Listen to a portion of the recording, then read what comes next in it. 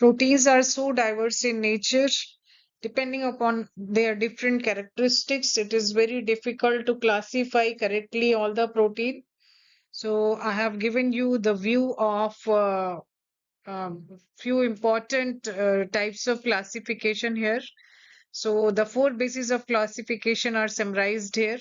First is on the basis of composition and solubility of proteins. So on this basis, the protein can be of three types: simple protein, conjugated protein, and derived protein. Simple proteins can be albumin, globulin, protamine, prolamines, lectins, scleroprotein, etc. So albumins are very much soluble in water, while globulins are in dilute salt solution. Protamines are soluble in dilute acids and alkalis, while prolamines are soluble in 70 to 80% alcohol, while lactins are soluble in 30 to 60% ammonium sulfate, while scleroproteins are very, very strong and they are soluble only in hot, strong acids. So second subtype is conjugated proteins. They again of various types: nucleoproteins, glycoproteins, chromoprotein, phosphoproteins, then metalloproteins, lipoproteins. So these are the different types of conjugated protein. In the conjugated protein, the non-protein part is attached with the protein part. So the non-proteinous part is known as prosthetic group.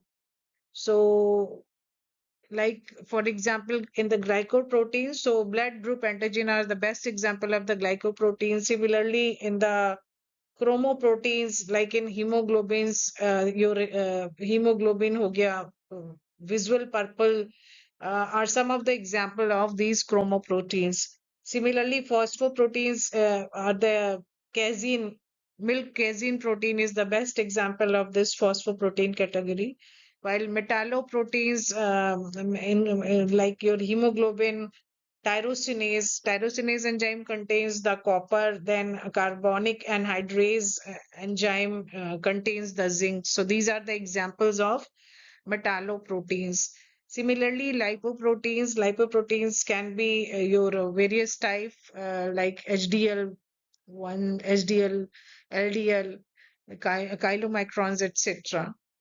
So third is the derived protein. Derived protein can be, they are the degradation products of native protein, and progressive hydrolysis of these protein results in the formation of primary derived and secondary derived component. Proteins first degraded to peptones, followed by peptides, followed by amino acids. So second type of classification is based on the nutritive value of protein. So on this basis, proteins have been divided into three classes, three subclasses: complete protein, partially complete protein, and the incomplete protein. The complete protein is the one which contains all the essential amino acids which are required, which are very necessary for the growth and development of the living beings. For example, the milk casein is a very good complete protein, egg albumin. These are the proteins which contain all the essential amino acid, and they are very important for growth and development of children.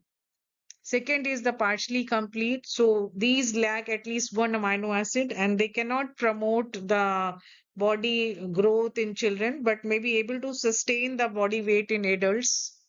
So the examples of this category are like few cereals, like cereals lack in lysine. This is the example. Similarly, your pulses are deficient in methionine.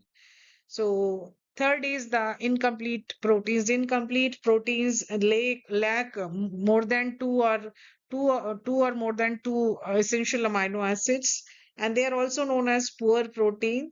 So, and the diet based on these proteins will not ever sustain the original body weight. So, zein from the corn, it lacks the tryptophan and lysine. This is the best example of poor or incomplete protein. Third is on the classification based on the basis of shape and size of proteins. So on the basis of this, the proteins have been divided into two categories: the fibrous protein and the globular protein. The fibrous proteins are the moleculars are elongated and needle shaped, and their solubility is very much minimal. They resist the digestion. The best example of this category are collagen, elastin, and keratins. Then globular proteins, based on their shape, they are spherical or oval in look. They are easily soluble, and they the best example of this class is your albumin, globulins, and protamines. The next classification is based on the basis of functions of proteins. So on this basis, proteins are categorized into the various categories. One is your structural protein. Structural protein, the best example is your collagen. Then you have catalytic protein. So various enzymes come in this category. Hormonal protein, various hormones like insulin, like glucagon.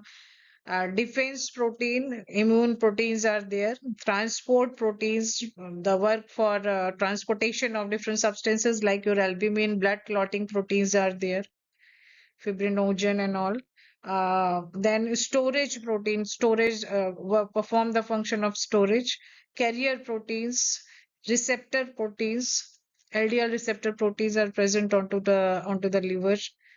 Then signal transduction proteins are there. So many signal transductions proteins, a body of cascades of reactions happens in the secondary